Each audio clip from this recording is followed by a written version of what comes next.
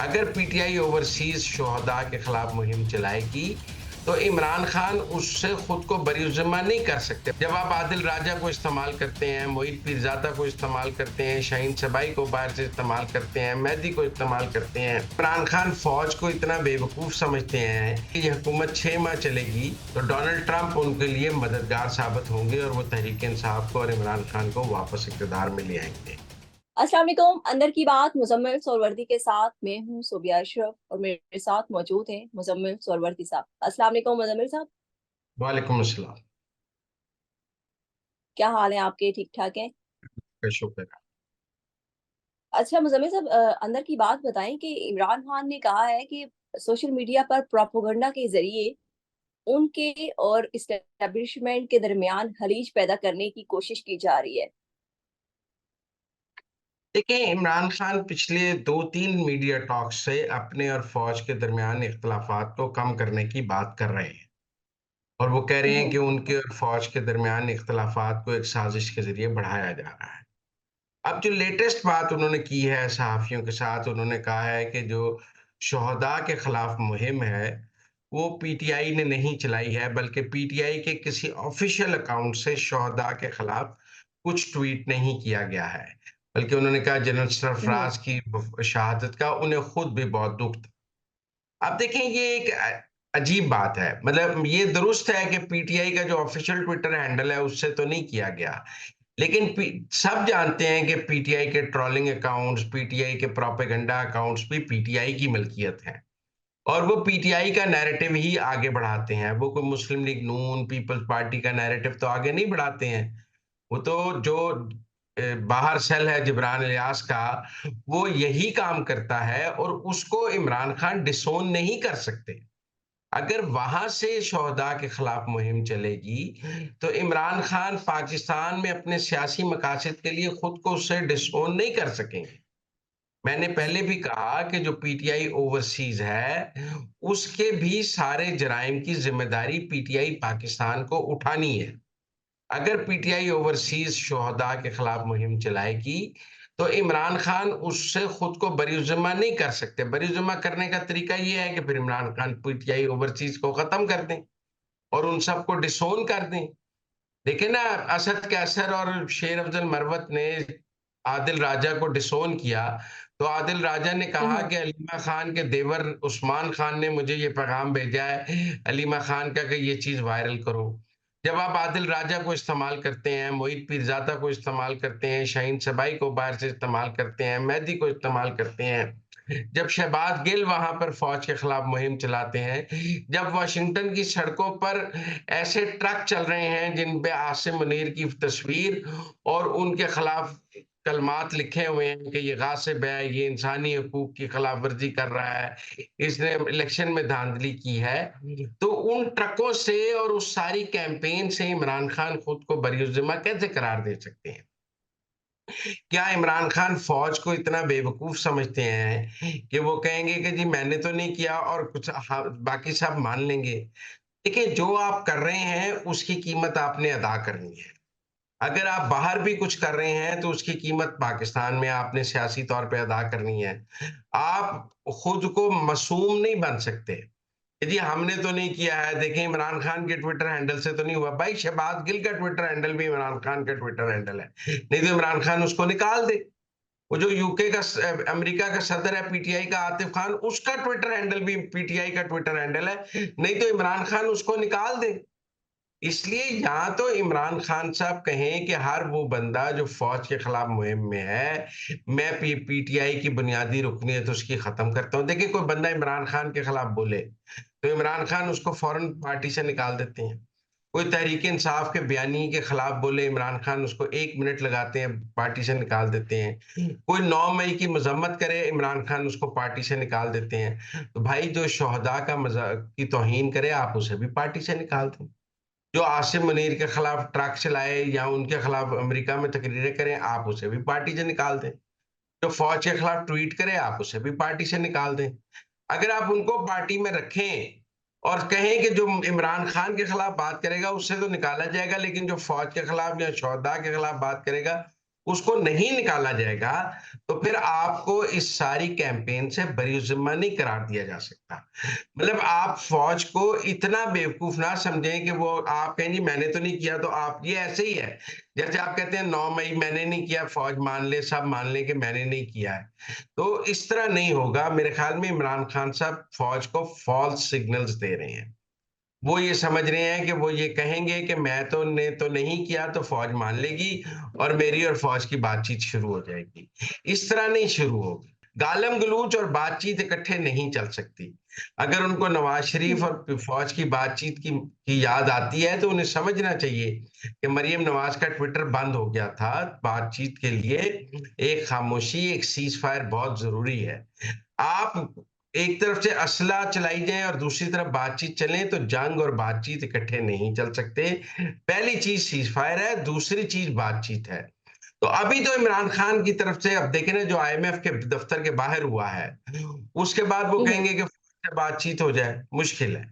मुझे नहीं लगता उसके बाद फ़ौज से बातचीत हो जाए, बल्कि इमरान खान को समझना चाहिए कि आपने आईएमएफ को खत लिखा, आपके लोगों ने आईएमएफ के दफ्तर के बाहर धरना दिया, आपने वाशिंगटन में फ़ौज के खिलाफ ट्रक चलाए, उसके बावजूद आईएमएफ का स्टाफ लेवल मुआहदा 10 दिन में हो गया।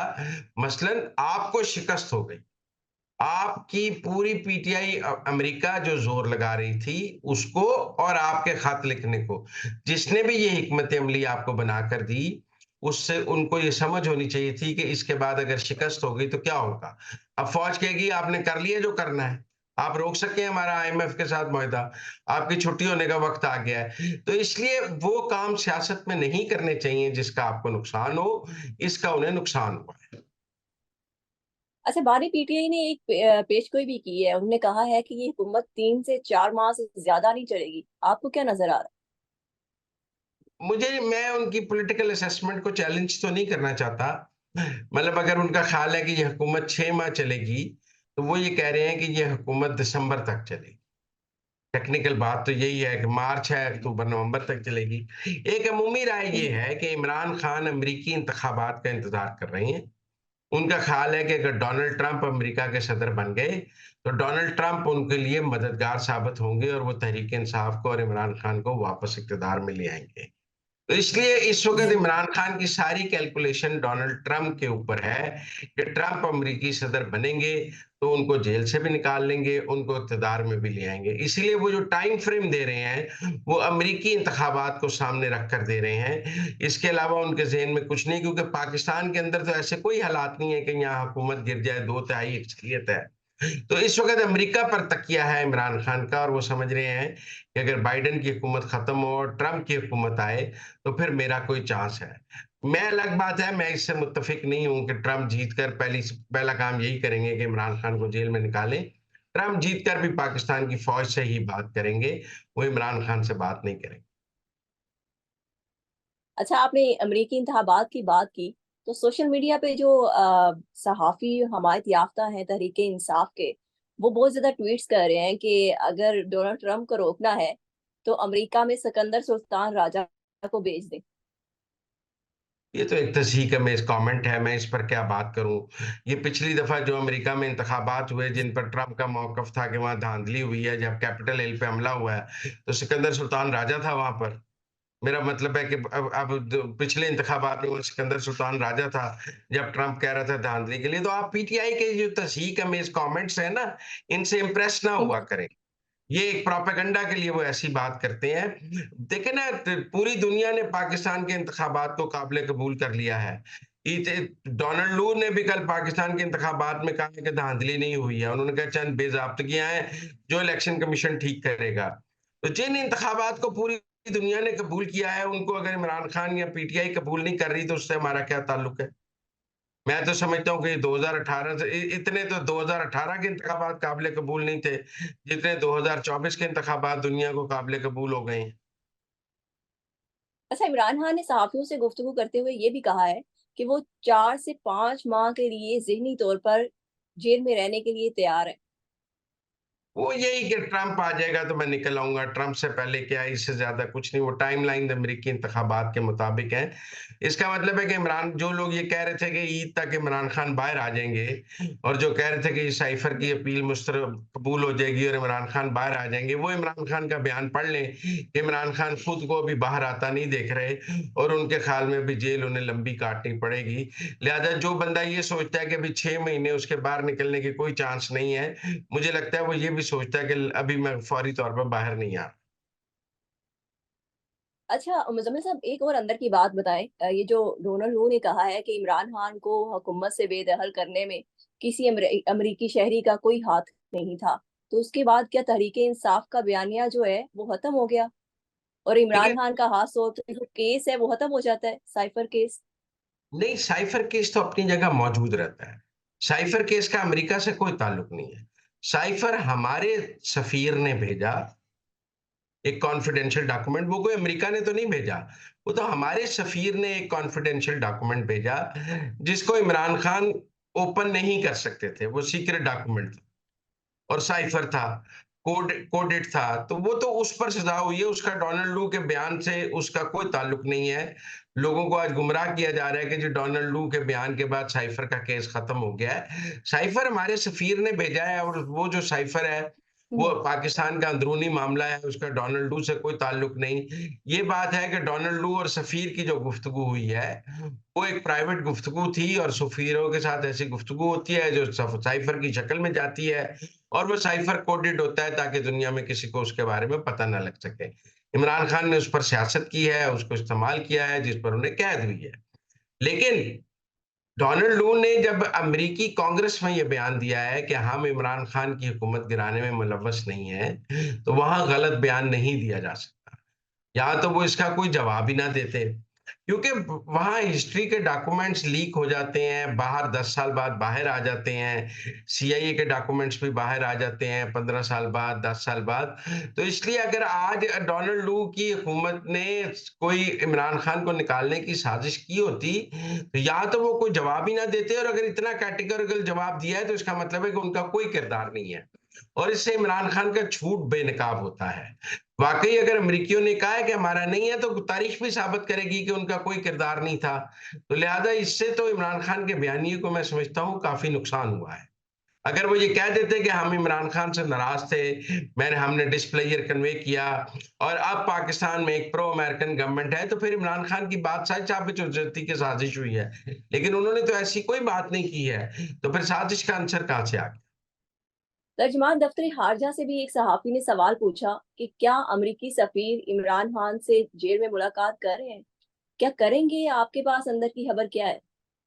ये मेरा ख्याल है कि जो सफीर हैं, ठीक है, जेलों में मुलाकात नहीं कर सकते, कानून में इसकी कोई गुंजाइश नहीं है। वो अपने अमेरिकी शहरियों से तो कौंसल की वो होती है रसाई, और उनको अपने शहरी, उनका कोई शहरी जेल में हो तो उसको तो मिल सकते हैं। लेकिन मेरा नहीं ख्याल वो किसी कैदी को या किसी इसको जेल में मिल सकते हैं। आई डोंट थिंक सो कि अमेरिकी सफीर जो है वो इमरान खान को जेल में मिल सकते हैं। ये क्वेश्चन पैदा ही नहीं हो सकता, इसकी पाकिस्तान के कानून में कोई गुंजाइश ही नहीं है। और ये गैर मामूली रियायत दी भी नहीं जा सकती कि एक सफीर को आप एक मुजरिम को जेल में मिलने की इजाजत दें। तहरीक इंसाफ की तो एक और उम्मीद टूट गई। अच्छा, एक और अंदर की बात बताएं कि एसआईएफसी की मीटिंग हुई है, क्या अहम फैसले किए गए हैं? देखिए, एसआईएफसी की इस मीटिंग से पहले आईएमएफ से स्टाफ लेवल मुआहदा हो गया है। जनरल आसिम मुनीर एक दिन पहले ही सऊदी अरब में मोहम्मद बिन सलमान को मिलकर आए हैं, और चीनी वजारत खारजा सी पैक के हवाले से एक मुस्बत बयान जारी कर चुकी है। लिहाजा इकोनॉमिक फ्रंट पर इस इन 10 दिनों में जब ये हुकूमत आई है, तो काफी माशी ऐसे मुस्बत तब्दीली निशानियां आई हैं जो आगे एक पॉजिटिव मंजरनामा पेश कर रही हैं। बाकी आज की एसआईएफसी मीटिंग की स्पेशल बात यह भी थी कि उसमें गुज़श्ता जो काबीना थी, यानी कि अनवार काकड़ साहब की काबीना, उसके भी एसआईएफसी के मेंबर भी मौजूद थे, और आज नई के भी मौजूद थे। पिछलियों ने ब्रीफिंग दी कि हम कहां तक काम कर चुके हैं, और अगले कहाँ से आगे लेकर चल सकते हैं। तो ये इंतकाल के हैंडिंग ओवर, टेकिंग ओवर की आज एक अच्छी मिसाल थी कि पिछले वज़ीर-आज़म ने अगले वज़ीर-आज़म को एसआईएफसी में बताया कि हमारे इनिशिएटिव यहाँ पहुँच चुके हैं। पिछले फॉरेन मिनिस्टर ने अगले को बताया, पिछले फाइनेंस ने अगले फाइनेंस मिनिस्टर को बताया। तो मेरे ख़्याल में एक अच्छी रिवायत आज की एसआईएफसी की मीटिंग में ये पैदा हुई कि पिछली हुकूमत और अगली हुकूमत इकट्ठे मिलकर बैठे हुए थे। बाकी गंडापुर साहब आज वहाँ मौजूद थे और गंडापुर साहब ने वज़ीर-आज़म के साथ फिर फ़ोटो खिंचाई है और हाँ जी। इमरान खान साहब को बड़ा गुस्सा चढ़ा होगा कि ये गंडापुर एक तरफ कोई बयान देता है और दूसरी तरफ शहबाज शरीफ के साथ फ़ोटो खिंचाने पहुँच जाता है। आज तो वो मरियम नवाज़ के साथ भी खड़े थे, आज तो मुराद अली शाह के साथ भी खड़े थे, सरफराज बुग्टी के साथ भी खड़े थे।